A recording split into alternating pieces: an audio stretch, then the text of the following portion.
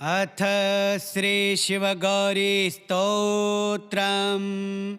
शिवं शान्तं जगन्नाथं गौरीसङ्गं मनोहरं भजामि भक्तिपूर्वेण नाथं सुरवितान्वितं गौरीं कल्याणरूपां च सौम्यां भक्तप्रपालिनीं शिवपत्नीं जगन्मात्रीं नमामि भक्तवत्सलां। शिवो मे सर्वदा रक्षां कुर्यात् करुणया सदा स्मृतिमात्रेण देवेन्द्रो भवभयात् प्रमुच्यते।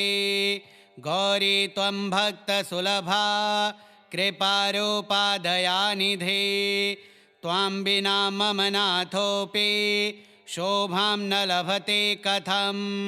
शिवगौर्याः सदा पूज्यं स्तोत्रं यः श्रद्धया पठेत् सर्वान् कामान् वाप्नोति शिवसायुज्यमाप्नुयात्। नीलकण्ठं महादेवं शशाङ्ककृतशेखरं वन्दे गौरीसहायं तं कैलासाधिपतिं प्रभुं। त्रिलोचनं महातेजः कालान्तकं दयानिधिं भजामि गौरीनाथं च भक्तानां शुभदायकं। चन्द्रकान्तिसमा गौरी सुवर्णाभा मनोहरा भक्तक्लेशविनाशाय नित्यं सञ्चरति प्रिये। शिवस्य प्रियभाषिण्यै नमः श्रीगौरीदेव्यै यस्याः कटाक्षमात्रेण सम्पत्तिः स्याद् किञ्चनं। गौरीशं करुणासिन्धुं भक्तवत्सलमव्ययं प्रणम्य शरणं यामि नमः श्रीत्रिपुरान्तका। शिवाय गौरीनाथाय नमोऽस्तु भक्तवत्सला। सर्वदुःखनिवारणं कुरु मे मम नाथ सदा। शिवेना विहता गौरी शक्तिरूपा जगन्मयी शिवशक्तिस्वरूपं तं वन्दे युग्मं भवापहं। शिवगौरी समायुक्तं नित्यं ध्यानं करोत्तमं सकलपापसंहारं सौभाग्यं दायकं शिवं। गौरीनाथं नमस्कृत्य पठेत् शिवगुणान्वितं सोऽपि आयात् कल्याणं मुच्यते सर्वकिल्बिषात्। स्तोत्रं शिवगौरीणां च पठेद्यः श्रद्धयान्वितः स योगी धनवान् सुखी च सदा भवेत्। शिवं शान्तं जगन्नाथं गौरीसङ्गं मनोहरं भजामि भक्तिपूर्वेण नाथं सुरवितान्वितं गौरीं कल्याणरूपां च सौम्यां भक्तप्रपालिनीं शिवपत्नीं जगन्मात्रीं नमामि भक्तवत्सलां। शिवो मे सर्वदा रक्षां कुर्यात् करुणया सदा स्मृतिमात्रेण देवेन्द्रो भवभयात् प्रमुच्यते। गौरी त्वं भक्तसुलभा कृपारूपा दयानिधे त्वां विना मम नाथोऽपि शोभां न लभते कथं। शिवगौर्याः सदा पूज्यं स्तोत्रं यः श्रद्धया पठेत् सर्वान् कामान् वाप्नोति शिवसायुज्यमाप्नुयात्। नीलकण्ठं महादेवं शशाङ्ककृतशेखरं वन्दे गौरीसहायं तं कैलासाधिपतिं प्रभुं। त्रिलोचनं महातेजः कालान्तकं दयानिधिं भजामि गौरीनाथं च भक्तानां शुभदायकं। चन्द्रकान्तिसमा गौरी सुवर्णाभा मनोहरा भक्तक्लेशविनाशाय नित्यं सञ्चरति प्रिये शिवस्य प्रियभाषिण्यै नमः श्रीगौरीदेव्यै यस्याः कटाक्षमात्रेण सम्पत्तिः स्याद् किञ्चनं गौरीशं करुणासिन्धुं भक्तवत्सलमव्ययं प्रणम्य शरणं यामि नमः श्रीत्रिपुरान्तका शिवाय गौरीनाथाय नमोऽस्तु भक्तवत्सला सर्वदुःखनिवारणं कुरु मे मम नाथ सदा शिवेना विहता गौरी शक्तिरूपा जगन्मयी शिवशक्तिस्वरूपं तं वन्दे युग्मं भवापहं शिवगौरी समायुक्तं नित्यं ध्यानं करोत्तमं सकलपापसंहारं सौभाग्यं दायकं शिवं गौरीनाथं नमस्कृत्य पठेत् शिवगुणान्वितं सोऽपि आयात् कल्याणं मुच्यते सर्वकिल्बिषात् स्तोत्रं शिवगौरीणां च पठेद्यः श्रद्धयान्वितः स योगी धनवान् सुखी च सदा भवेत् शिवं शान्तं जगन्नाथं गौरीसङ्गं मनोहरं भजामि भक्तिपूर्वेण नाथं सुरवितान्वितं गौरीं कल्याणरूपां च सौम्यां भक्तप्रपालिनीं शिवपत्नीं जगन्मात्रीं नमामि भक्तवत्सलां शिवो मे सर्वदा रक्षां कुर्यात् करुणया सदा स्मृतिमात्रेण देवेन्द्रो भवभयात् प्रमुच्यते गौरी त्वं भक्तसुलभा कृपारूपा दयानिधे त्वां विना मम नाथोऽपि शोभां न लभते कथं शिवगौर्याः सदा पूज्यं स्तोत्रं यः श्रद्धया पठेत् सर्वान् कामान् वाप्नोति शिवसायुज्यमाप्नुयात् नीलकण्ठं महादेवं शशाङ्ककृतशेखरं वन्दे गौरीसहायं तं कैलासाधिपतिं प्रभुं त्रिलोचनं महातेजः कालान्तकं दयानिधिं भजामि गौरीनाथं च भक्तानां शुभदायकं चन्द्रकान्तिसमा गौरी सुवर्णाभा मनोहरा भक्तक्लेशविनाशाय नित्यं सञ्चरति प्रिये शिवस्य प्रियभाषिण्यै नमः श्रीगौरीदेव्यै यस्याः कटाक्षमात्रेण सम्पत्तिः स्याद् किञ्चनं गौरीशं करुणासिन्धुं भक्तवत्सलमव्ययं प्रणम्य शरणं यामि नमः श्रीत्रिपुरान्तका शिवाय गौरीनाथाय नमोऽस्तु भक्तवत्सला सर्वदुःखनिवारणं कुरु मे मम नाथ सदा शिवेना विहता गौरी शक्तिरूपा जगन्मयी शिवशक्तिस्वरूपं तं वन्दे युग्मं भवापहं शिवगौरी समायुक्तं नित्यं ध्यानं करोत्तमं सकलपापसंहारं सौभाग्यं दायकं शिवं गौरीनाथं नमस्कृत्य पठेत् शिवगुणान्वितं सोऽपि आयात् कल्याणं मुच्यते सर्वकिल्बिषात् स्तोत्रं शिवगौरीणां च पठेद्यः श्रद्धयान्वितः स योगी धनवान् सुखी च सदा भवेत् शिवं शान्तं जगन्नाथं गौरीसङ्गं मनोहरं भजामि भक्तिपूर्वेण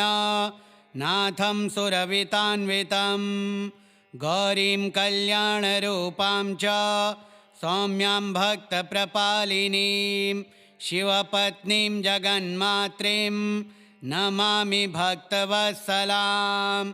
शिवो मे सर्वदा रक्षां कुर्यात् करुणया सदा। स्मृतिमात्रेण देवेन्द्रो भवभयात् प्रमुच्यते।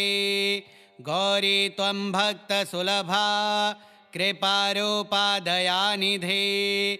त्वां विना मम नाथोऽपि शोभां न लभते कथं।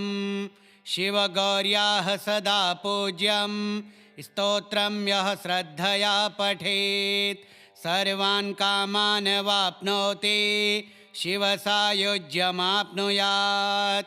नीलकण्ठं महादेवं शशाङ्ककृतशेखरं वन्दे गौरीसहायं तं कैलासाधिपतिं प्रभुं। त्रिलोचनं महातेजः कालान्तकं दयानिधिं भजामि गौरीनाथं च भक्तानां शुभदायकं।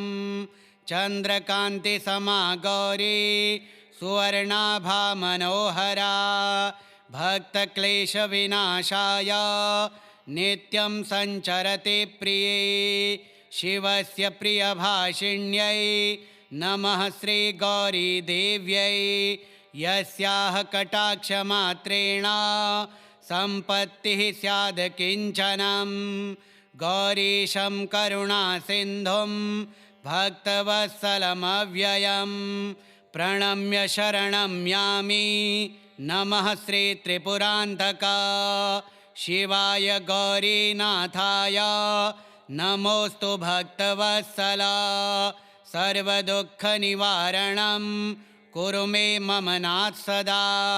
शिवेना विहता गौरी शक्तिरूपा जगन्मयी। शिवशक्तिस्वरूपं तं वन्दे युग्मं भवापहं। शिवगौरी समायुक्तं नित्यं ध्यानं करोत्तमं। सकलपापसंहारं सौभाग्यं दायकं शिवं। गौरीनाथं नमस्कृत्य पठेत् शिवगुणान्वितं सोऽपि आयात् कल्याणं मुच्यते सर्वकिल्बिषात्।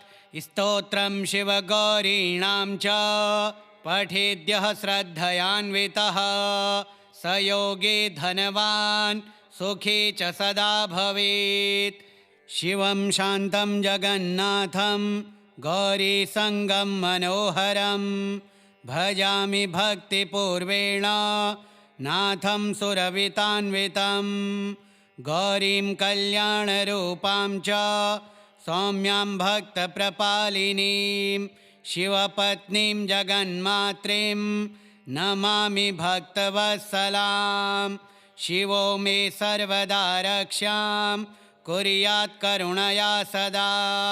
स्मृतिमात्रेण देवेन्द्रो भवभयात् प्रमुच्यते। गौरी त्वं भक्तसुलभा कृपारूपा दयानिधे। त्वां विना मम नाथोऽपि शोभां न लभते कथं। शिवगौर्याः सदा पूज्यं स्तोत्रं यः श्रद्धया पठेत् सर्वान् कामान् वाप्नोति शिवसायुज्यमाप्नुयात्। नीलकण्ठं महादेवं शशाङ्ककृतशेखरं वन्दे गौरीसहायं तं कैलासाधिपतिं प्रभुं। त्रिलोचनं महातेजः कालान्तकं दयानिधिं भजामि गौरीनाथं च भक्तानां शुभदायकं। चन्द्रकान्तिसमा गौरी सुवर्णाभा मनोहरा भक्तक्लेशविनाशाय नित्यं सञ्चरति प्रिये। शिवस्य प्रियभाषिण्यै नमः श्रीगौरीदेव्यै। यस्याः कटाक्षमात्रेण सम्पत्तिः स्याद् किञ्चनं। गौरीशं करुणासिन्धुं भक्तवत्सलमव्ययं प्रणम्य शरणं यामि नमः श्री त्रिपुरान्तका शिवाय गौरीनाथाय नमोऽस्तु भक्तवत्सला सर्वदुःखनिवारणं कुरु मे मम नाथ सदा शिवेना विहता गौरी शक्तिरूपा जगन्मयी शिवशक्तिस्वरूपं तं वन्दे युग्मं भवापहं शिवगौरी समायुक्तं नित्यं ध्यानं करोत्तमं सकलपापसंहारं सौभाग्यं दायकं शिवं गौरीनाथं नमस्कृत्य पठेत् शिवगुणान्वितं सोऽपि आयात् कल्याणं मुच्यते सर्वकिल्बिषात् स्तोत्रं शिवगौरीणां च पठेद्यः श्रद्धयान्वितः स योगी धनवान् सुखी च सदा भवेत् शिवं शान्तं जगन्नाथं गौरीसङ्गं मनोहरं भजामि भक्तिपूर्वेण नाथं सुरवितान्वितं गौरीं कल्याणरूपां च सौम्यां भक्तप्रपालिनीं शिवपत्नीं जगन्मात्रीं नमामि भक्तवत्सलां शिवो मे सर्वदा रक्षां कुर्यात् करुणया सदा स्मृतिमात्रेण देवेन्द्रो भवभयात् प्रमुच्यते गौरी त्वं भक्तसुलभा कृपारूपा दयानिधे त्वां विना मम नाथोऽपि शोभां न लभते कथं शिवगौर्याः सदा पूज्यं स्तोत्रं यः श्रद्धया पठेत् सर्वान् कामान् वाप्नोति शिवसायुज्यमाप्नुयात् नीलकण्ठं महादेवं शशाङ्ककृतशेखरं वन्दे गौरीसहायं तं कैलासाधिपतिं प्रभुं त्रिलोचनं महातेजः कालान्तकं दयानिधिं भजामि गौरीनाथं च भक्तानां शुभदायकं चन्द्रकान्तिसमा गौरी सुवर्णाभा मनोहरा भक्तक्लेशविनाशाय नित्यं सञ्चरति प्रिये शिवस्य प्रियभाषिण्यै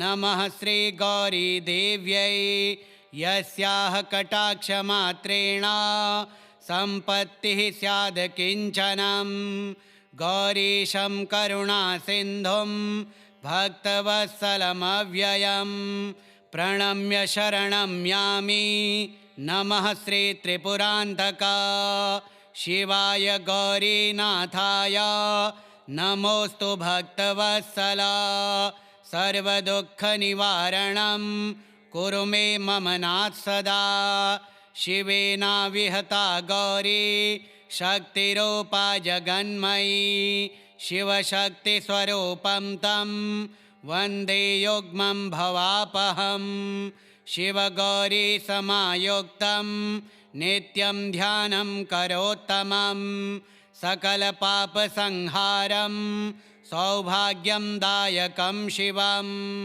गौरीनाथं नमस्कृत्य पठेत् शिवगुणान्वितं सोऽपि आयात् कल्याणं मुच्यते सर्वकिल्बिषात् स्तोत्रं शिवगौरीणां च पठेद्यः श्रद्धयान्वितः स योगी धनवान् सुखी च सदा भवेत् शिवं शान्तं जगन्नाथं गौरीसङ्गं मनोहरं भजामि भक्तिपूर्वेण नाथं सुरवितान्वितं गौरीं कल्याणरूपां च सौम्यां भक्तप्रपालिनीं शिवपत्नीं जगन्मात्रीं नमामि भक्तवत्सलां शिवो मे सर्वदा रक्षां कुर्यात् करुणया सदा स्मृतिमात्रेण देवेन्द्रो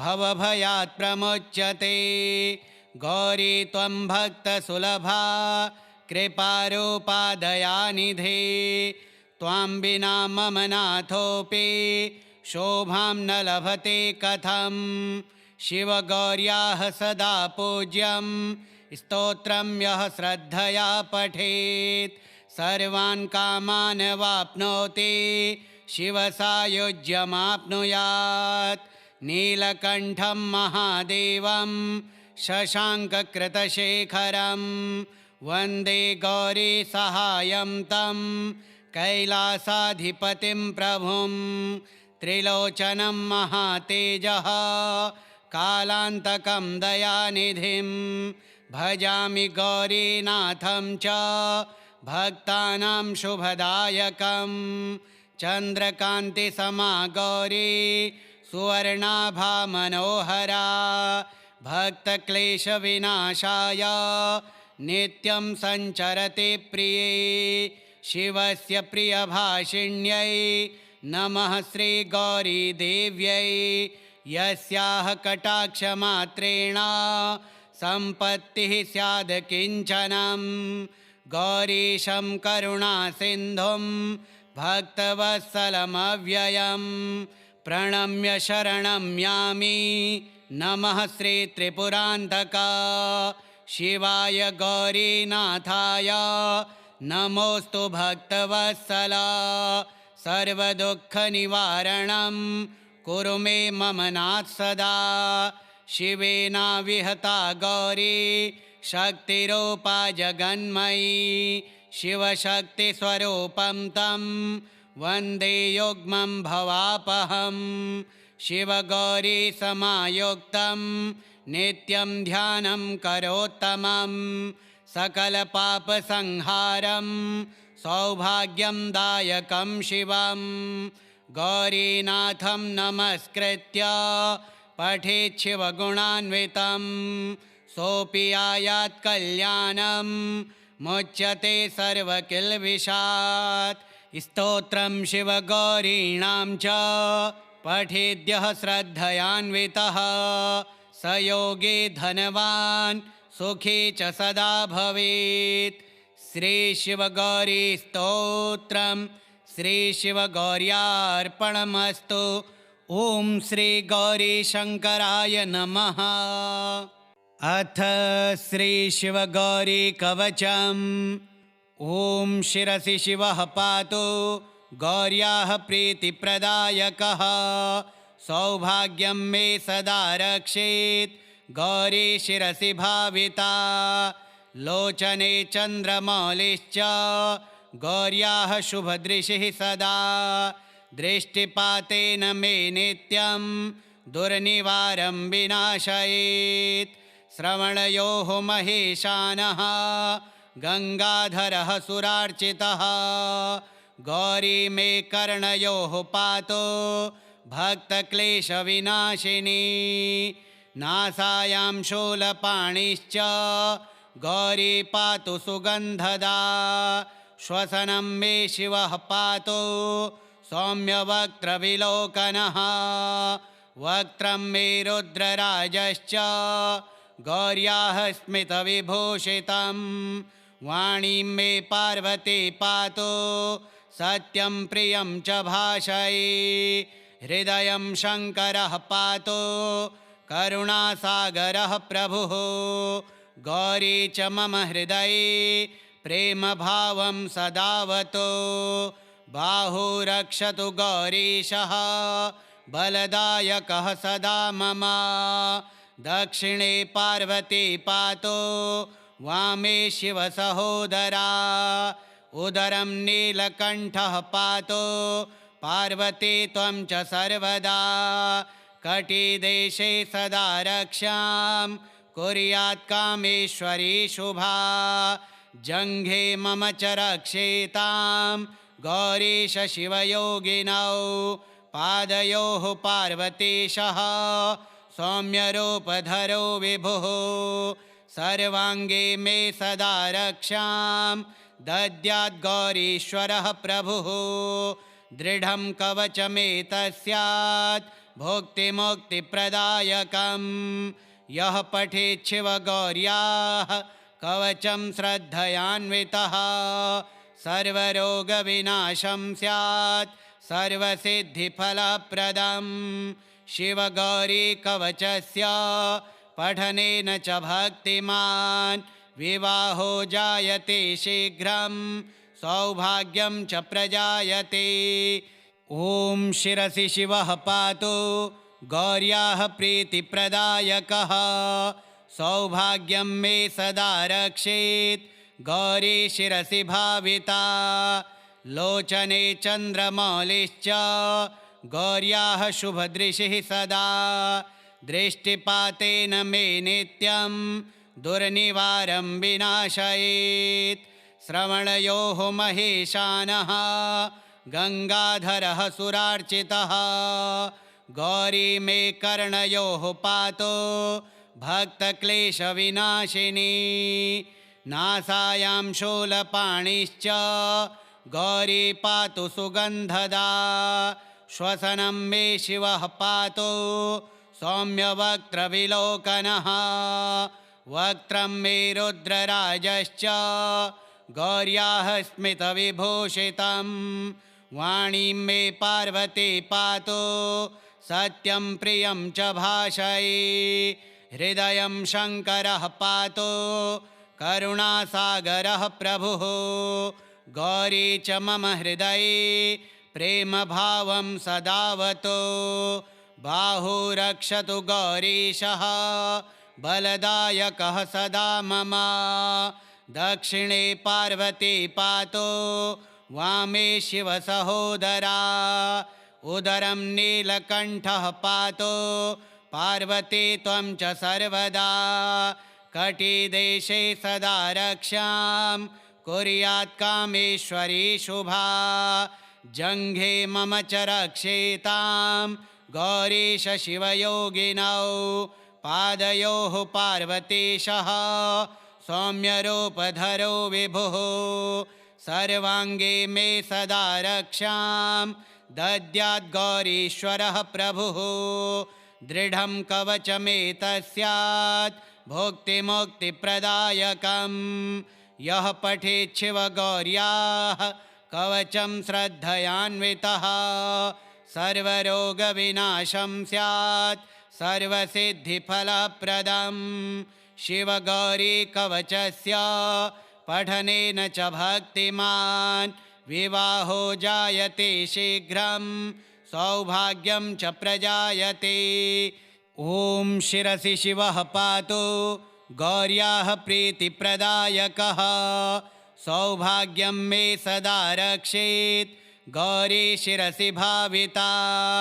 लोचने चन्द्रमौलिश्च गौर्याः शुभदृशिः सदा दृष्टिपातेन मे नित्यं दुर्निवारं विनाशयेत्।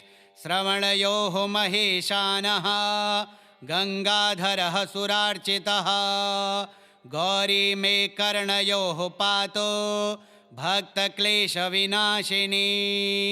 नासायां शूलपाणिश्च गौरी पातु सुगन्धदा श्वसनं मे शिवः पातु सौम्यवक्त्रविलोकनः।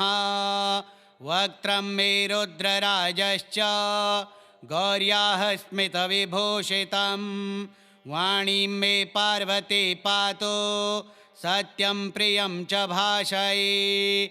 हृदयं शङ्करः पातु करुणासागरः प्रभुः गौरी च मम हृदये प्रेमभावं सदावतु। बाहु रक्षतु गौरीशः बलदायकः सदा मम। दक्षिणे पार्वती पातु वामे शिवसहोदरा। उदरं नीलकण्ठः पातु पार्वती त्वं च सर्वदा। कटिदेशे सदा रक्षां कुर्यात् कामेश्वरी शुभा। जङ्घे मम च रक्षेतां गौरीश शिवयोगिनौ। पादयोः पार्वतीशः सौम्यरूपधरो विभुः।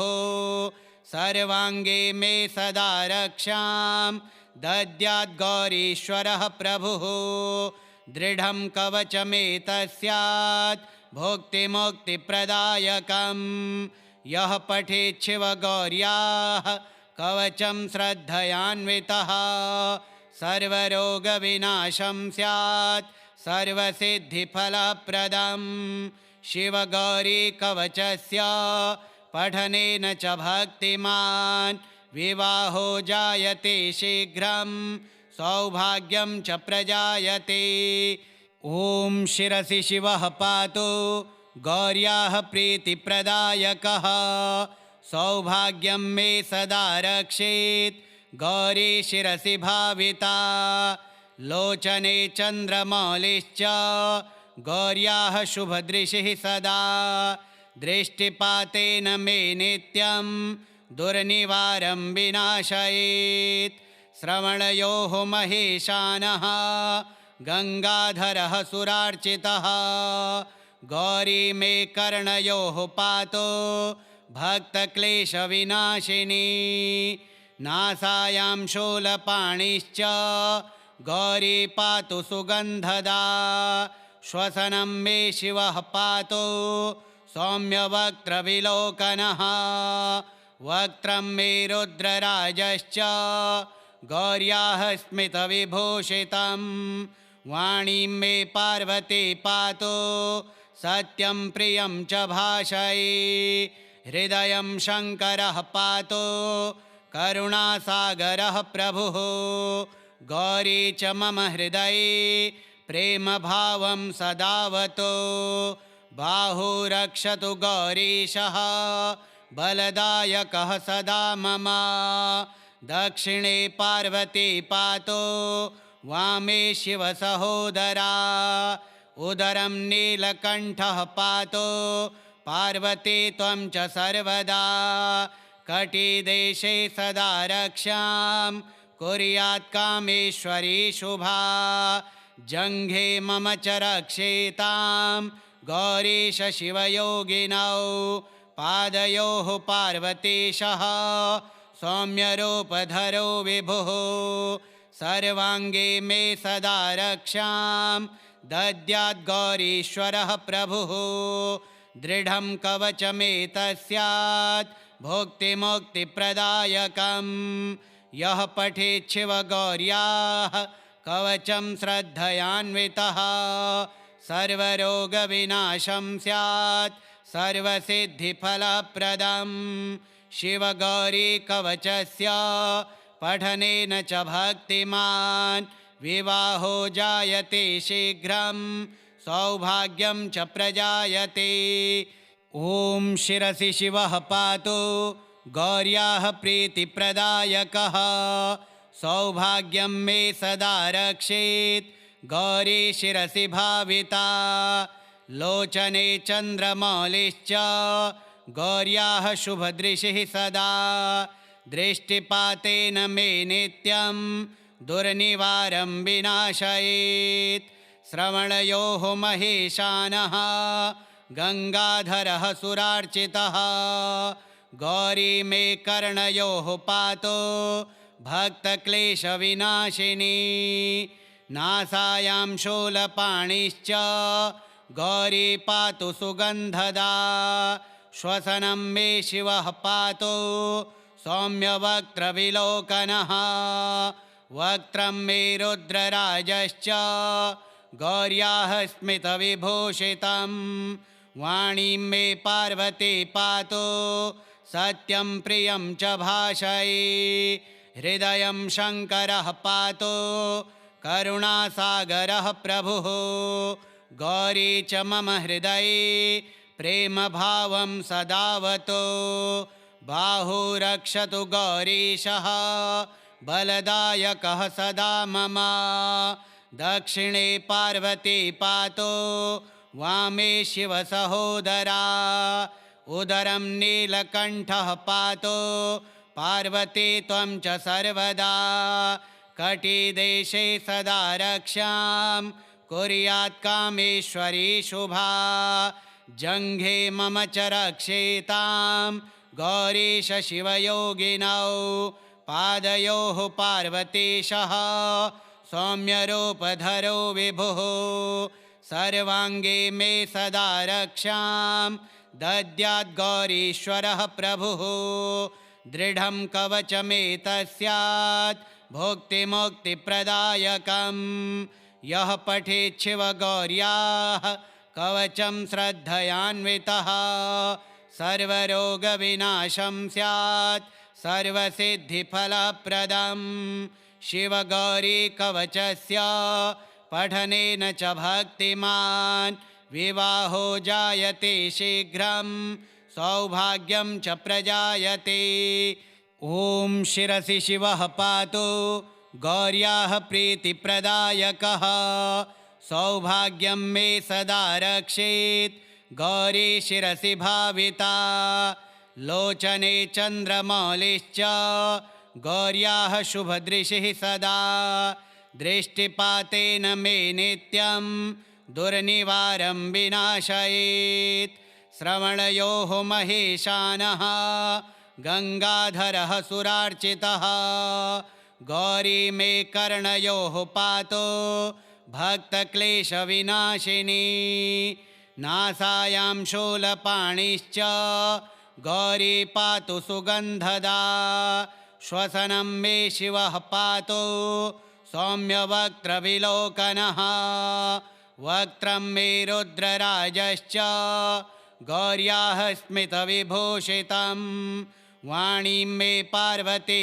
पातु सत्यं प्रियं च भाषये हृदयं शङ्करः पातु करुणासागरः प्रभुः गौरी च मम हृदये प्रेमभावं सदावतु बाहु रक्षतु गौरीशः बलदायकः सदा मम दक्षिणे पार्वती पातु वामे शिवसहोदरा उदरं नीलकण्ठः पातु पार्वती त्वं च सर्वदा कटिदेशे सदा रक्षां कुर्यात् कामेश्वरी शुभा जङ्घे मम च रक्षेतां गौरीश शिवयोगिनौ पादयोः पार्वतीशः सौम्यरूपधरो विभुः सर्वाङ्गे मे सदा रक्षां दद्याद्गौरीश्वरः प्रभुः दृढं कवचमेतस्यात् भुक्तिमुक्तिप्रदायकं यः पठेत् शिवगौर्याः कवचं श्रद्धयान्वितः सर्वरोगविनाशं स्यात् सर्वसिद्धिफलप्रदं शिवगौरी कवचस्य पठनेन च भक्तिमान् विवाहो जायते शीघ्रं सौभाग्यं च प्रजायते। ॐ शिरसि शिवः पातु गौर्याः प्रीतिप्रदायकः सौभाग्यं मे सदा रक्षेत् गौरी शिरसि भाविता लोचने चन्द्रमौलिश्च गौर्याः शुभदृशिः सदा दृष्टिपातेन मे नित्यं दुर्निवारं विनाशयेत् श्रवणयोः महेशानः गङ्गाधरः सुरार्चितः गौरी मे कर्णयोः पातो भक्तक्लेशविनाशिनी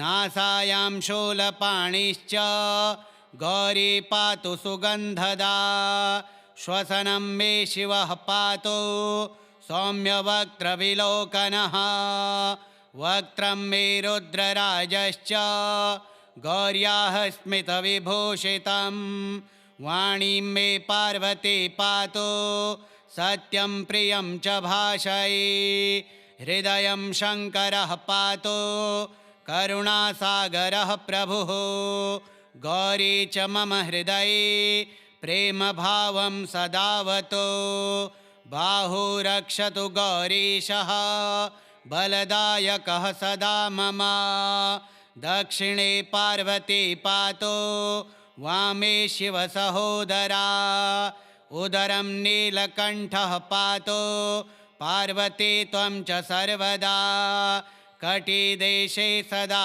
रक्षां कुर्यात् कामेश्वरी शुभा जङ्घे मम च रक्षेतां गौरीश शिवयोगिनौ पादयोः पार्वतीशः सौम्यरूपधरो विभुः सर्वाङ्गे मे सदा रक्षां दद्यात् गौरीश्वरः प्रभुः दृढं कवचमेतस्यात् भुक्तिमुक्तिप्रदायकं यः पठेत् शिवगौर्याः कवचं श्रद्धयान्वितः सर्वरोगविनाशं स्यात् सर्वसिद्धिफलप्रदं शिवगौरी कवचस्य पठनेन च भक्तिमान् विवाहो जायते शीघ्रं सौभाग्यं च प्रजायते।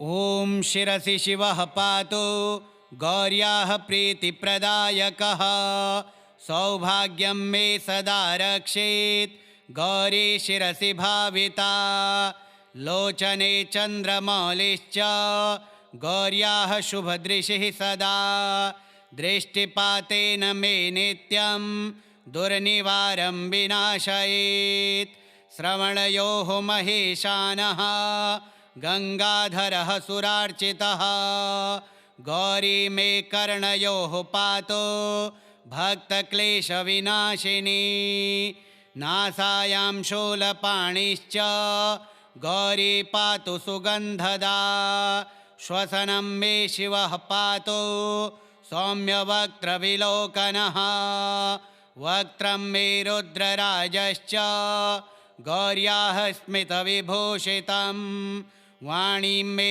पार्वती पातु सत्यं प्रियं च भाषये हृदयं शङ्करः पातु करुणासागरः प्रभुः गौरी च मम हृदये प्रेमभावं सदावतु बाहु रक्षतु गौरीशः बलदायकः सदा मम दक्षिणे पार्वती पातु वामे शिवसहोदरा उदरं नीलकण्ठः पातु पार्वती त्वं च सर्वदा कटिदेशे सदा रक्षां कुर्यात् कामेश्वरी शुभा जङ्घे मम च रक्षेतां गौरीश शिवयोगिनौ पादयोः पार्वतीशः सौम्यरूपधरो विभुः सर्वाङ्गे मे सदा रक्षां दद्यात् गौरीश्वरः प्रभुः दृढं कवचमेतस्यात् भुक्तिमुक्तिप्रदायकं यः पठेत् शिवगौर्याः कवचं श्रद्धयान्वितः सर्वरोगविनाशं स्यात् सर्वसिद्धिफलप्रदं शिवगौरी कवचस्य पठनेन च भक्तिमान् विवाहो जायते शीघ्रं सौभाग्यं च प्रजायते। ॐ शिरसि शिवः पातु गौर्याः प्रीतिप्रदायकः सौभाग्यं मे सदा रक्षेत् गौरी शिरसि भाविता लोचने चन्द्रमौलिश्च गौर्याः शुभदृशिः सदा दृष्टिपातेन मे नित्यं दुर्निवारं विनाशयेत् श्रवणयोः महेशानः गङ्गाधरः सुरार्चितः गौरी मे कर्णयोः पातो भक्तक्लेशविनाशिनी नासायां शूलपाणिश्च गौरी पातु सुगन्धदा श्वसनं मे शिवः पातु सौम्यवक्त्रविलोकनः वक्त्रं मे रुद्रराजश्च गौर्याः स्मितविभूषितं वाणीं मे पार्वती पातु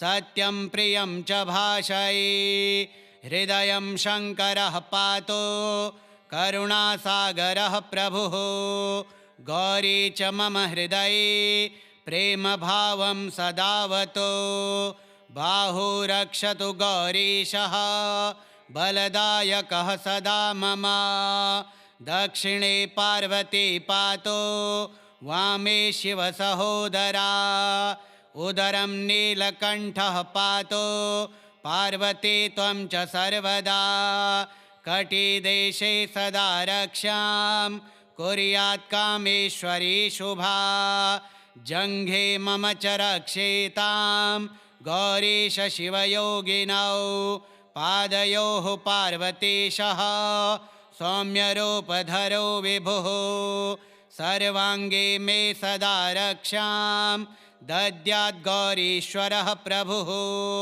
दृढं कवचमेतस्यात् भुक्तिमुक्तिप्रदायकं यः पठेत् शिवगौर्याः कवचं श्रद्धयान्वितः सर्वरोगविनाशं स्यात् सर्वसिद्धिफलप्रदं शिवगौरी कवचस्य पठनेन च भक्तिमान् विवाहो जायते शीघ्रं सौभाग्यं च प्रजायते। ॐ शिरसि शिवः पातु गौर्याः प्रीतिप्रदायकः सौभाग्यं मे सदा रक्षेत् गौरी शिरसि भाविता लोचने चन्द्रमौलिश्च गौर्याः शुभदृशिः सदा दृष्टिपातेन मे नित्यं दुर्निवारं विनाशयेत् श्रवणयोः महेशानः गङ्गाधरः सुरार्चितः गौरी मे कर्णयोः पातु भक्तक्लेशविनाशिनी नासायां शूलपाणिश्च गौरी पातु सुगन्धदा श्वसनं मे शिवः पातु सौम्यवक्त्रविलोकनः वक्त्रं मे रुद्रराजश्च गौर्याः स्मितविभूषितं वाणीं मे पार्वती पातु सत्यं प्रियं च भाषये हृदयं शङ्करः पातु करुणासागरः प्रभुः गौरी च मम हृदये प्रेमभावं सदावतु बाहु रक्षतु गौरीशः बलदायकः सदा मम दक्षिणे पार्वती पातु वामे शिवसहोदरा उदरं नीलकण्ठः पातु पार्वती त्वं च सर्वदा कटिदेशे सदा रक्षां कुर्यात् कामेश्वरी शुभा जङ्घे मम च रक्षेतां गौरीश शिवयोगिनौ पादयोः पार्वतीशः सौम्यरूपधरो विभुः सर्वाङ्गे मे सदा रक्षां दद्यात् गौरीश्वरः प्रभुः दृढं कवचमेतस्यात् भुक्तिमुक्तिप्रदायकं यः पठेत् शिवगौर्याः कवचं श्रद्धयान्वितः सर्वरोगविनाशं स्यात् सर्वसिद्धिफलप्रदं शिवगौरी कवचस्य पठनेन च भक्तिमान् विवाहो जायते शीघ्रं सौभाग्यं च प्रजायते। ॐ शिरसि शिवः पातु गौर्याः प्रीतिप्रदायकः सौभाग्यं मे सदा रक्षेत् गौरी शिरसि भाविता लोचने चन्द्रमौलिश्च गौर्याः शुभदृशिः सदा दृष्टिपातेन मे नित्यं दुर्निवारं विनाशयेत् श्रवणयोः महेशानः गङ्गाधरः सुरार्चितः गौरी मे कर्णयोः पातु भक्तक्लेशविनाशिनी नासायां शूलपाणिश्च गौरी पातु सुगन्धदा श्वसनं मे शिवः पातु सौम्यवक्त्रविलोकनः वक्त्रं मे रुद्रराजश्च गौर्याः स्मितविभूषितं वाणीं मे पार्वती पातु सत्यं प्रियं च भाषये हृदयं शङ्करः पातु करुणासागरः प्रभुः गौरी च मम हृदये प्रेमभावं सदावतु बाहु रक्षतु गौरीशः बलदायकः सदा मम। दक्षिणे पार्वती पातो वामे शिवसहोदरा। उदरं नीलकण्ठः पातो पार्वती त्वं च सर्वदा। कटिदेशे सदा रक्षां कुर्यात् कामेश्वरी शुभा। जङ्घे मम च रक्षेतां गौरीश शिवयोगिनौ। पादयोः पार्वतीशः सौम्यरूपधरो विभुः। सर्वाङ्गे मे सदा रक्षां दद्यात् गौरीश्वरः प्रभुः। दृढं कवचमेतस्यात् भुक्तिमुक्तिप्रदायकं। यः पठेत् शिवगौर्याः कवचं श्रद्धयान्वितः सर्वरोगविनाशं स्यात् सर्वसिद्धिफलप्रदं। शिवगौरी कवचस्य पठनेन च भक्तिमान् विवाहो जायते शीघ्रं सौभाग्यं च प्रजायते।